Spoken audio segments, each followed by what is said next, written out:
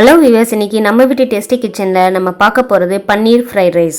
Fried ரைஸ்னாலே குழந்தைங்களுக்கு ரொம்ப பிடிக்கும். ஒரு முறை நீங்கள் இப்படி செஞ்சு கொடுங்க. பன்னீரும் வெஜிடபிள்ஸும் சாப்பிடாத குழந்தைங்க கூட சாப்பிடுவாங்க. இது வரைக்கும் நம்ம வீட்டு டேஸ்டி கிச்சன் சேனலை சப்ஸ்கிரைப் பண்ணாதவங்க பண்ணுங்கள். பக்கத்தில் இருக்க பெல் பட்டனை அழுத்துங்க. வாங்க பன்னீர் ஃப்ரைட் ரைஸ் எப்படி செய்கிறதுன்னு பார்க்கலாம். இதுக்கு தேவையான பொருட்கள், நான் 400 கிராம் பொன்னி பச்சரிசி எடுத்திருக்கேன். துளசி பொன்னி பச்சரிசி எடுத்திருக்கேன். அது இன்னும் கொஞ்சம் டேஸ்ட் கொடுக்கும் நமக்கு. 1 டேபிள் ஸ்பூன் மிளகு எடுத்துக்கோங்க. 3 கிராம்பு 3 பட்டை எடுத்துக்கோங்க. அதோட கூட 2 பிரிஞ்சி இலை எடுத்துக்கோங்க. கொஞ்சம் கருவேப்பிலை, 1 கேரட்டு இந்த மாதிரி ஸ்லைஸாக கட் பண்ணி வச்சுக்கோங்க. பன்னீர் இது நான் வீட்டில் செஞ்ச பன்னீர். இது ஸ்லைஸாக இந்த மாதிரி கரைஞ்சி வச்சுக்கோங்க. இல்லை நீங்கள் வெளியில் வாங்கியும் இந்த மாதிரி கட் பண்ணி வச்சுக்கலாம். இது பன்னீர் எப்படி வீட்டில் செய்கிறதுங்கிறது ஏற்கனவே நம்ம வீட்டு டேஸ்டி கிச்சன் சேனலில் நாங்கள் போட்டிருக்கோம். அதோட லிங்க்கு கீழே வருது, நீங்கள் அதை பார்த்து தெரிஞ்சுக்கோங்க. 1 கேப்சிகம் எடுத்து இந்த மாதிரி நைஸாக கட் பண்ணி வச்சுக்கோங்க. 10 பல் பூண்டு, 10 பல் சின்ன துண்டு இஞ்சி எடுத்துக்கோங்க. 50 கிராம் பீன்ஸ் எடுத்து கட் பண்ணி வச்சுக்கோங்க. 1 ஆனியன், 1 டொமேட்டோ எடுத்து இந்த மாதிரி நைஸாக கட் பண்ணி வச்சுக்கோங்க. 5 பச்சை மிளகாய் எடுத்துக்கோங்க. கொஞ்சம் மல்லித்தலை எடுத்து நைஸாக கட் பண்ணி வச்சுக்கோங்க.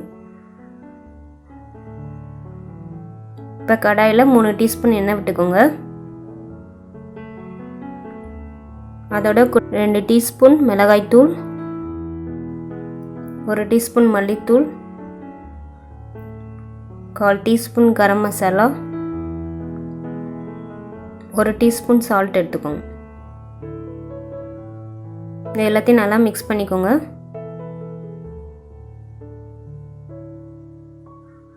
நல்லா எண்ணெயில் எல்லா பக்கமும் படுற மாதிரி நல்லா மிக்ஸ் பண்ணிக்கோங்க.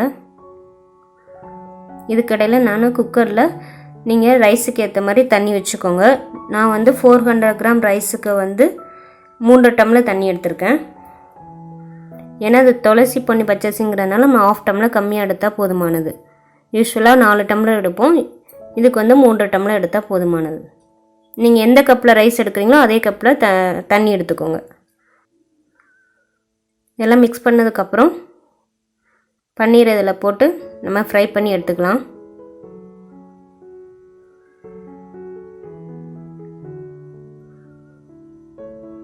பன்னீர் கொஞ்சம் ஃப்ரை ஆகட்டும். அப்போ தான் அந்த மசாலா எல்லாம் உள்ளே இறங்கும்.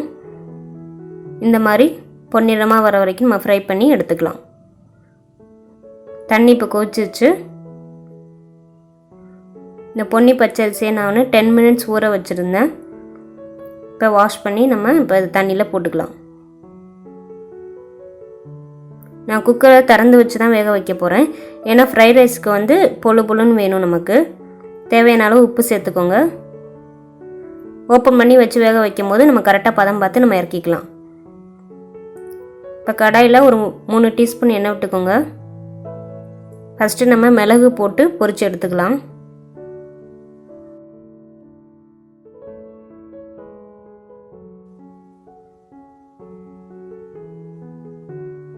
மிளகு இந்த மாதிரி எண்ணெயில் பொரித்து அதை நுணுக்கி நம்ம ஃப்ரைட் ரைஸில் கலக்கும் போது அது ஒரு தனி ஸ்மெல்லை கொடுக்கும்.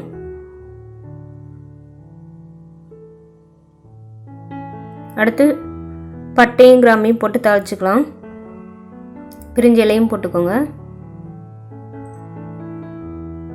கொஞ்சம் கருவேப்பிலை சேர்த்துக்கோங்க.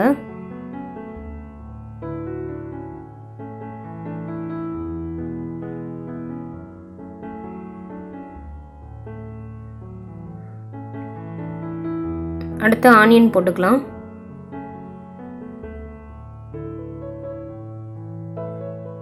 போட்டு நல்லா வதக்கிக்கோங்க. அடுத்து பச்சை மிளகாயும் சேர்த்துக்கோங்க. அப்புறம் இஞ்சி பூண்டு பேஸ்ட்டு,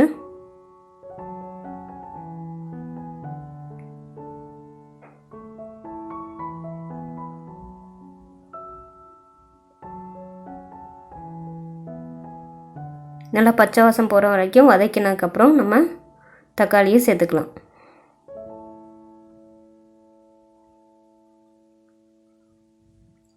பாருங்கள், சாதம் நல்லா வெந்திருக்கு. இன்னும் லைட்டாக தண்ணி மட்டும் வற்றினா போதும். கரெக்டான ஸ்டேஜில் நம்ம இறக்கிக்கலாம். அடுத்து கேப்சிகம், கேரட்டு, பீன்ஸு, எல்லாத்தையும் போட்டு நல்லா வதக்கிக்கோங்க.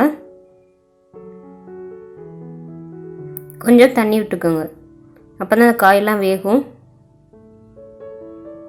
தேவையான அளவு உப்பு சேர்த்துக்கோங்க. இந்த காய்கறிக்கு அளவாக உப்பு சேர்த்தா போதுமானது.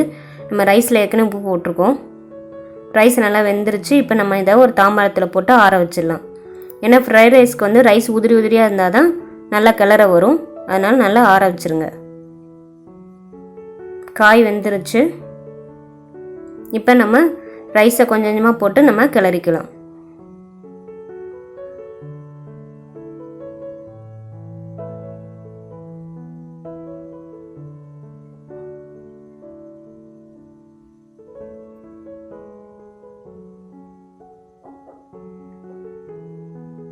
நல்லா கிளறி விட்டுக்கோங்க.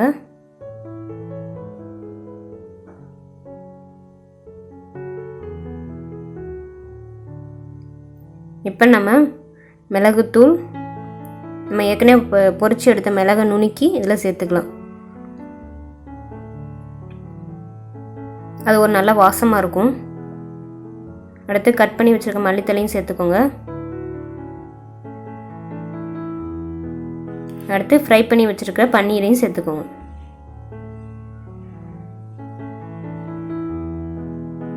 இப்போ எல்லாத்தையும் சேர்த்து நல்லா கிளறி விட்டுக்கலாம். இது ரொம்ப ஆறுன சாதம், அது நல்லா சூடாகிற வரைக்கும் நம்ம கிளறணும். ஏன்னா ஃப்ரைட் ரைஸ் வந்து சூடாக இருந்தால் தான் நல்லா டேஸ்டியாக இருக்கும். அதனால் சாதம் நல்லா சூடாகிற வரைக்கும் கிளறிட்டே இருங்க. இப்போ நம்ம தட்டில் வச்சிடலாம்.